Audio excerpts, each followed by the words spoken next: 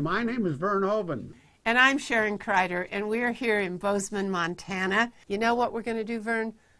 Lots and lots and lots, cram-packed, because this has been a year of the perfect storm. And we've been stormed upon with lots of legislation, lots of new regulations, everything happening in slow motion because of COVID-19 and the pandemic. So we're going to talk about the CARES Act and what few things apply from that for changes for 2020 for our individual clients. We'll look at the new Form 1040 and some changes that were made on that you need to know about and the why the changes were made.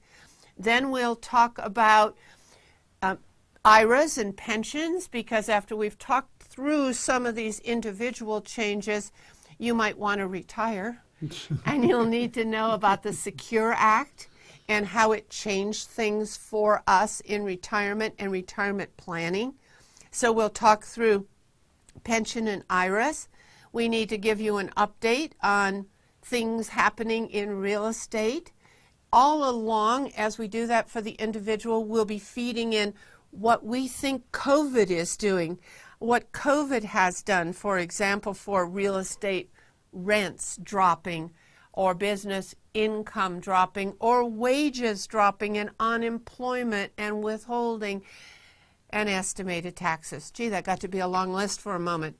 Then we need to talk about estate planning, and particularly because Secure changed the stretch IRA for non-spousal beneficiaries to just a 10-year period where all of the inherited IRA or pension account had to be distributed within the 10 years. We need to review in the estate and trust chapter the comparison between a conduit trust and an accumulation trust, not from the point of view of estate planners or estate attorneys, but from the point of view of an accountant, a tax practitioner needing to tell their client something. That's the individual. Then we have another day on business. And in business, we have lots of changes too. We have to talk about opportunity zones. We have to talk about the comparison between the 179 and the bonus depreciation. We have to catch up a little tiny bit on qualified business income deduction and the couple of issues that still are outstanding. We'll do a little bit on updating the entities for LLC and S Corporation and the C Corporation, just so you're up to date. Payroll issues are big this year because of sick pay and family leave and how that works for the self-employed as well as the employer payroll tax deferral, the employee tax deferral, the employee payroll tax deferral. All of that is sitting in a payroll chapter to update us on that.